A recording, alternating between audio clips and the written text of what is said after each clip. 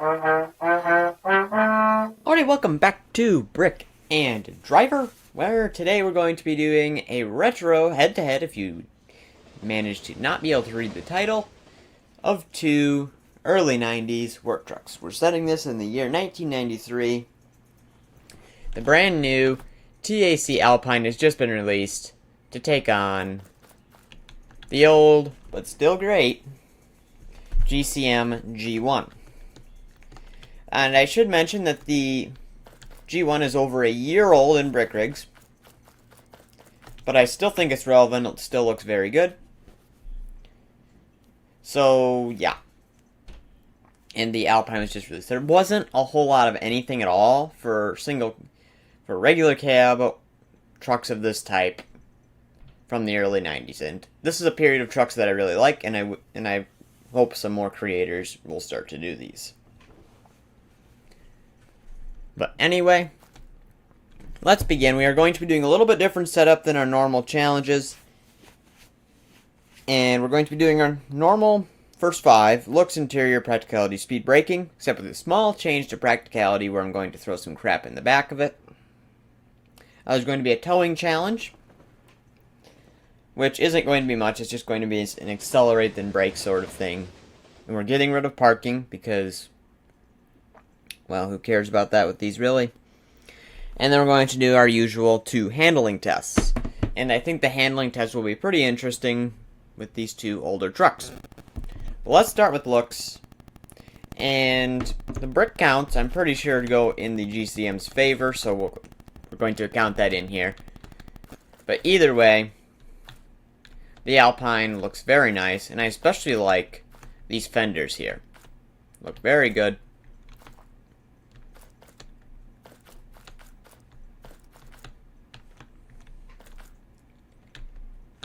Can't fit through here.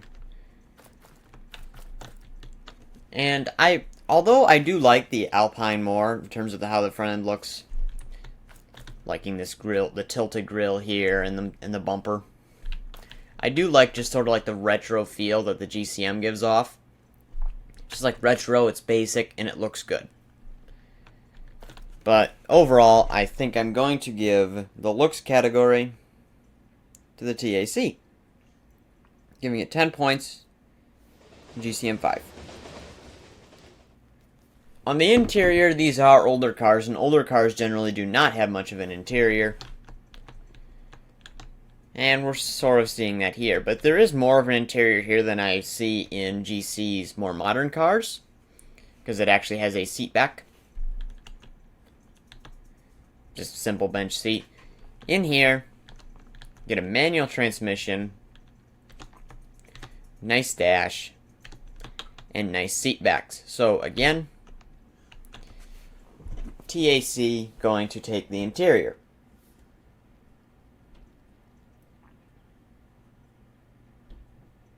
Giving it 10.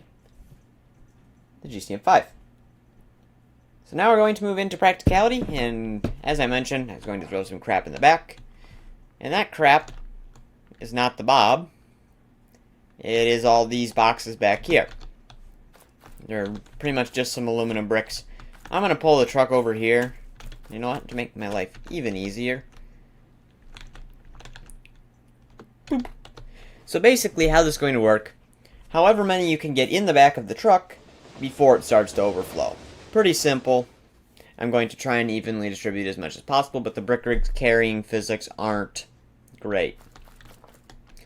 And I think I know who's going to win this already. I think it's going to be the GCM. Reason being, the bed is pretty empty. Lots of open space. In the back of the TAC, I can tell they went for detail over space. You got these it looks very nice, don't get me wrong. But still. You got these really wide wheel wells here, and the actuator tops, which take up quite a bit of space. So we're going to start with the GCM first. And as I mentioned, Brick Rigs carrying physics aren't fantastic.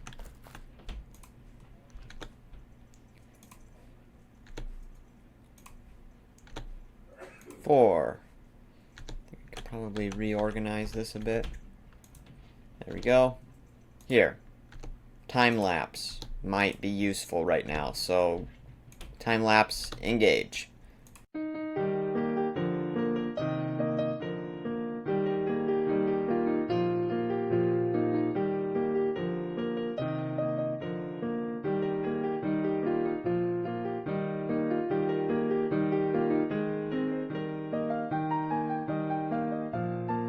So this is what I managed to get in the back of the GCM. We got 1, 2, 3, so we got 5, 4, 4. So you got 13 of these in the back. Seems to be handling the weight pretty well, but that's not really what we're here for. And one thing I will note is that the bed here, although it's really long and wide, is really shallow. So you can only fit one layer of bricks on here. So now I'm going to reset it and pick up that accidentally and move it over here by the TAC, and then do some more lovely time lapsing.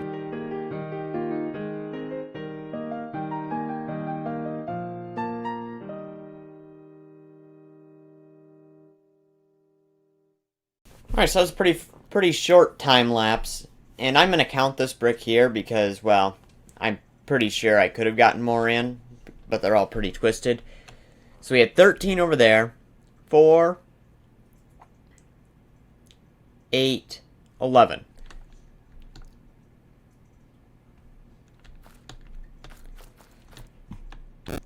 So, and I don't think you could fit another layer. No, it's only 2S up. You need another full layer. Another full brick. But anyway, so 13 for the GCM and 11 for the TAC. But there is one other thing. If there's any space behind the seats, which there isn't on either of these, that doesn't really matter. And both have the same number of seats. Although I would have liked to see a third seat in the middle as it just is a bench seat on the GCM. But it doesn't have that. So, the GCM is going to take the practicality challenge, aiming at 10, the TAC 5. And a big reason people buy simple regular cab trucks like this is for work, so hauling things. So that could be a big thing to a buyer. Now we're going to move on to a top speed run. And this is my first chance to drive the new TAC, and I should be mentioned that I am using the two-wheel drive version because to make them both two-wheel drive.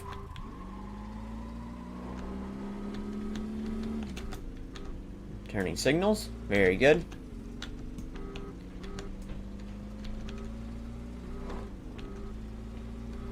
There is a four-wheel drive version of the TAC available. I will put links to both in the description. I personally prefer the two-wheel drive, but I made them both. I mean, four-wheel drive. I made them both two-wheel drive here, just for fairness' sake. So, let's see what it'll do here. Starting in second gear, because why not? 3, 2, 1, engage.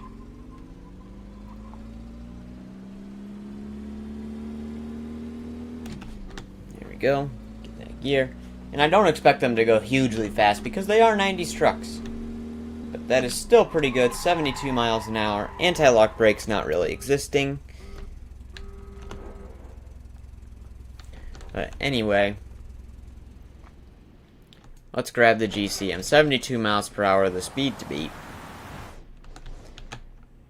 and again, I'm adjusting my mic here, it's sort of like adjust as we go. Trying to move it a little bit closer to me because I notice there's an echo here. I don't have like a dedicated space for this. I just do it in a normal space.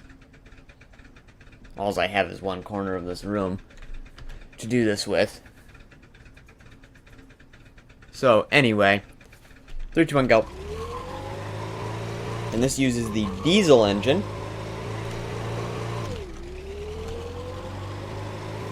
Fairly sure. But yeah, That's definitely, it's sort of unrealistically fast. I must say the brakes are even worse here. So the GCM is fast, but it's kind of unrealistically fast, I must say. So, yeah. So you can make, anyone can make a car fast. But you're also going to want it to be realistic. That's sort of what this is about. So, I'm going to actually tie the two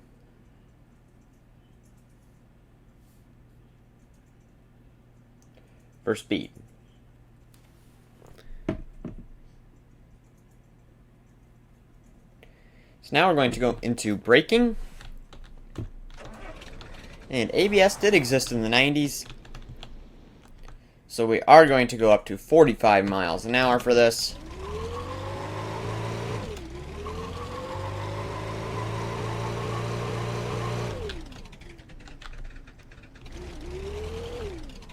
Yeah, I did not. I was nowhere near the correct speed for that at all. And also, I'm going to try to put background music in for this. If it's not there, well then obviously it failed. Which, it's me, so there's a very possible chance that that could happen. So pretty good brakes for the GCM. I noticed that at higher speed they do sort of lock up a bit. But overall, pretty good. Phone just exited out. Cool. Okay, braking challenge definitely going to the GCM here. It's a full car length. Well, not car length difference, but you know what I mean. Hopefully. So braking going to the GCM.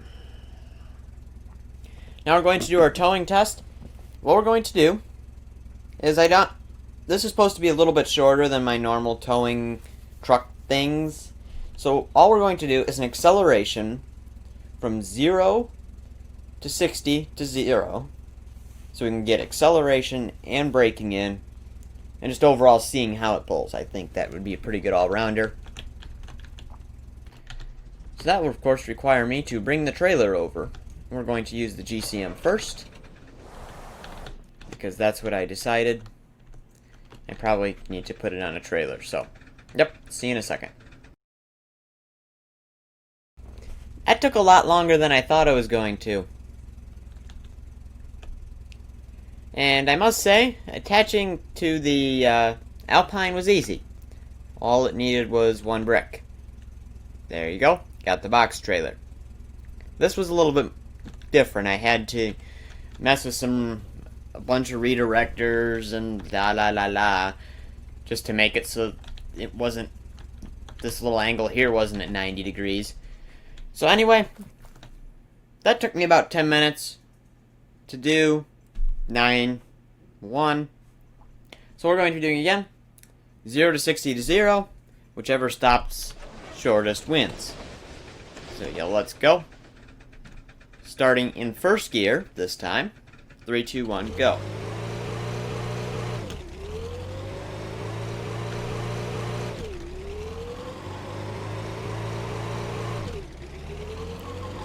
And 60. Brakes are still very effective, even with the trailer. Pretty good stopping distance, I think, but this will determine that in the end. 3, 2, 1, go. The diesel is going to have a lot better acceleration right here, just because it has all of its power down low. Yeah, I'm not even going to be to 60 before. There, 60, 60. 60. Okay, so I think we can probably determine a winner on that one. They both handled the trailer pretty well, but I think it affected the TAC a little bit more. And even if the GCM didn't have ridiculous acceleration, I still think it probably would have been here-ish because the brakes are good. In there, and it has the diesel engine. So overall, yes, TAC taking back-to-back losses. but it's going to have an opportunity to gain that back as we go into the handling section. So we'll be doing our usual two tests, the moose test and up the handling course. And as I said at the beginning, I think the moose test is going to be pretty interesting here. Alright, this should be enough distance, but come on. 30, please. 30. 30. 30. 30. That didn't really work. I'm pretty sure I won't have any issue getting to 30 in this. There we go.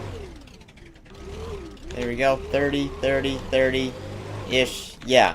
So, GCM, 10 points. Did really well in the moose test. I'm kind of surprised, actually. I was expecting both to fail, because I'm a negative human being. But, way to call me a liar. And I've noticed that just from driving this about, it does have some understeer. So I'm sure that didn't help. But anyway, let's go and do our hill course. There we go. Get my timer up. Like so. Reset. 3, 2, 1, go.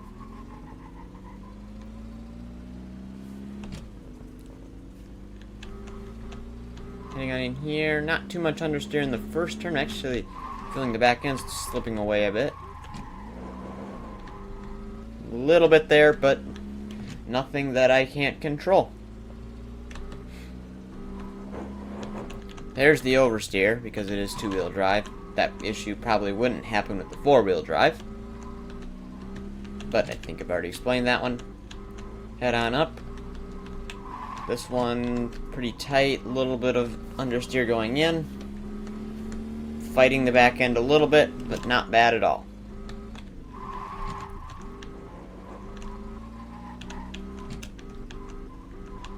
Okay. And up we go in 56.5. Not bad at all.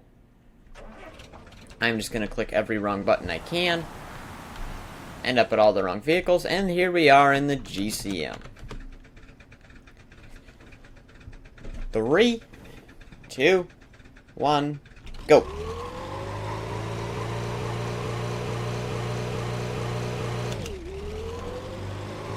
Whoa!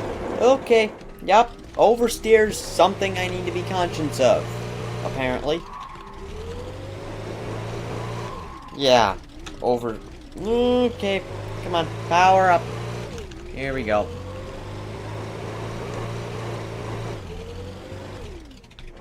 Brakes are better than in the TAC. I'm expecting oversteer, yep, there, nope, there it is.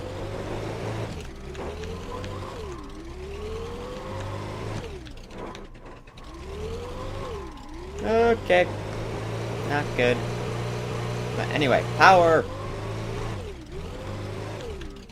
Brake. Turn. Spin out.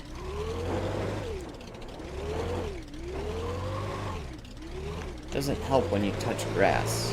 Already isn't good, but if you touch grass, it's not. It's gonna get even worse. Alright, power. Up in 1 minute. 9.8. So the handling tests go both ways. So GCM overall getting 15 points because I got 10 from completing the moose test. And TAC getting 10 points.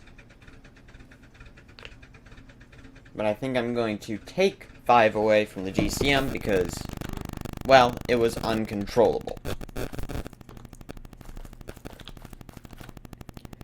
So yeah, let's add up our totals for the TAC. 10, 20, 25, 30, 35, 40, 50. Pretty good score. Let's do the GCM. 5, 10, 20, 25, 35, 45, 55. Now, remember, if the car gets all of them right, so the total that it could possibly get is 70. So both did very well. but the GCM came out on top with just a 5-point advantage. So really, I think the factor that gave it to the GCM was its engine. The diesel is a really good engine for trucks of this type, especially when it comes to towing, as we saw. And although it is a little bit unrealistically fast, it did its job, and that's what it's there for. So make sure to go check out both of these on the workshop. I will have links in the description below, including to both versions of the TAC. Anyway, thank you very much for watching. I hope you enjoyed. And also make sure to check out my Discord server, which is in the description down there somewhere. And yeah, thank you very much for watching. See you next time.